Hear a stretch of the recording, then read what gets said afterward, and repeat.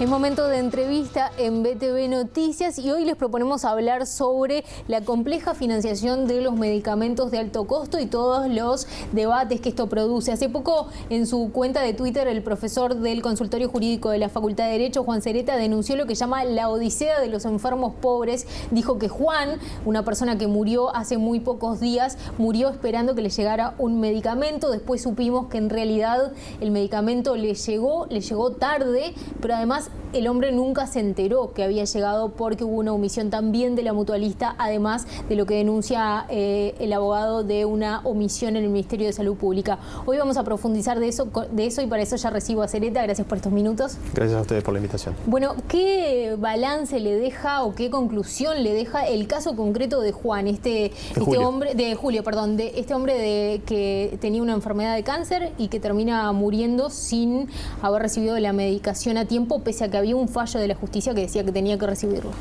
Y bueno, la reflexión es que hay muchas cosas que están funcionando mal. Desde el inicio en que una persona enferma o gravemente enferma tiene que hacer un juicio para obtener el medicamento que necesita, ya ahí hay algo que no está bien. Si además, después de ganar el juicio, tiene que hacer un trámite administrativo para que se cumpla esa sentencia, es otra cosa que no está funcionando bien. Y si a su vez, como sociedad, decidimos comprar el medicamento, pagarlo y dárselo, y después no somos capaces de avisarle que lo tiene, son muchas las cosas que no están funcionando bien. ¿Cómo está la jurisprudencia hoy en día en cuanto a este tipo de reclamos, de acuerdo a su experiencia y a la cantidad de reclamos que le llegan? Más allá de que acá no se establecen, no todos los jueces tienen por qué actuar de la misma manera, pero hay un patrón, digamos. Bueno, hay una tendencia que en los últimos años ha ido creciendo sostenidamente, que es una tendencia hacia la condena al Estado, ya sea al Ministerio de Salud Pública o al Fondo Nacional de Recursos, que es una persona pública también, o en el caso del BPS, cuando administra enfermedades raras o tiene una porción para atender enfermedades raras, hay una tendencia de la justicia que notoriamente va hacia un aumento a la condena del Estado cuando no se garantiza el acceso a los enfermos que carecen de recursos. ¿Ustedes qué tipo de casos son los que más frecuentemente reciben y cuáles son las características de los pacientes que llegan al consultorio jurídico de la Universidad de la República? Los pacientes que nosotros atendemos son pacientes que tienen ingresos inferiores a 32.000 pesos mensuales y que necesitan alguna prestación de salud, porque ya no son solo medicamentos, alguna prestación de salud que el sistema no cubre. Cuando empezamos con esta tarea eran mayoritariamente pacientes oncológicos, hoy ya no son solamente pacientes oncológicos es una porción, pero ni siquiera es la mayoritaria. Hoy también hacemos acciones de amparo reclamando para medicaciones para pacientes reumatológicos, hematológicos, implantes cocleares para los sordos. Estamos hablando de medicamentos que rondan ¿cuánta plata? Hay de todo.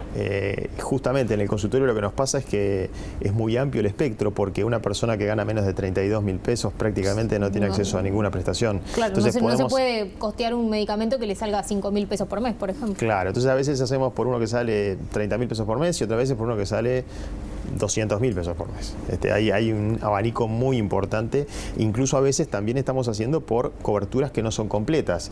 El ejemplo es el de los implantes cocleares, donde hoy en el Uruguay a un niño que nace sordo y que puede recuperar la audición o adquirirla a través de un implante coclear, el Fondo Nacional de Recursos le financia y le otorga un dispositivo que se implanta, por el cual ese niño va a escuchar, pero no se hace cargo de la cirugía para implantarlo. Entonces, esas coberturas parciales... Claro. Y eso le cambia radicalmente la vida, al desarrollo del niño. Y un niño que no solamente empieza a escuchar, sino que además logra estimular auditivamente sus neuronas.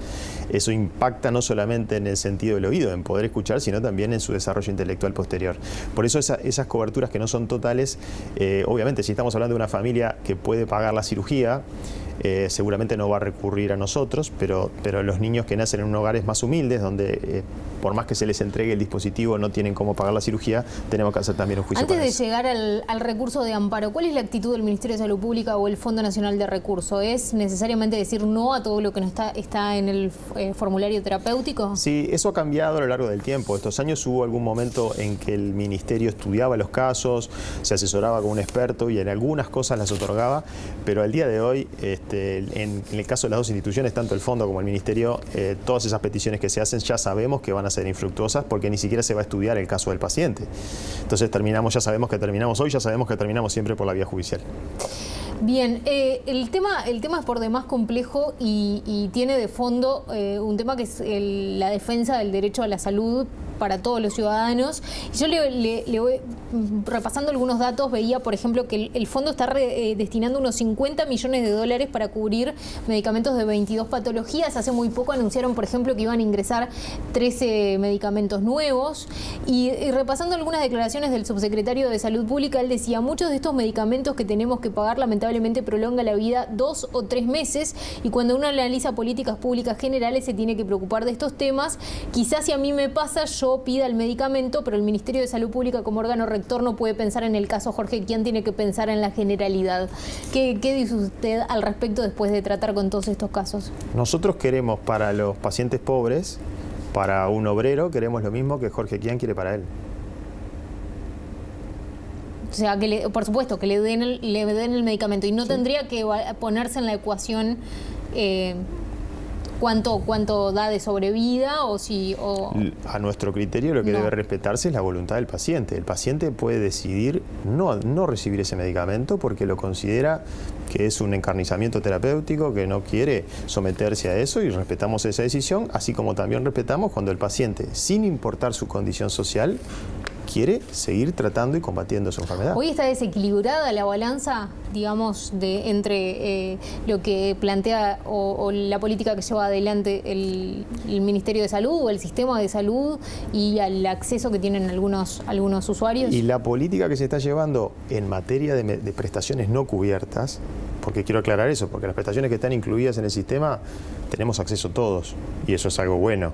Sin duda, y son muchas. Y son muchas. En las no cubiertas se sigue dando una notoria inequidad entre quienes tienen recursos y quienes no tienen recursos. Nuestra lucha es por los que no tienen recursos. Simplemente para que en estas cuestiones que refieren a derechos fundamentales como la salud y la vida, no haya diferencias entre quienes tienen más recursos y quienes no tienen, porque además esta es la porción de la ciudadanía protegida por la Constitución y es en eso en lo que los jueces se basan cuando condenan. Claro. ¿Se le ha incrementado la cantidad de pedidos que le llegan al consultorio? Sí. Fíjese que en el 2016 hicimos 56 juicios, en el 2017 hicimos 107 juicios y en el 2018 220 juicios y en lo que va de enero hicimos 35. ¿Qué cosas tendrían que cambiar así rápidamente para facilitarle la vida a estas personas que de por sí ya al tener una enfermedad muy difícil están en una situación de vulnerabilidad a la hora de hacer trámites, de poder vincularse con la administración?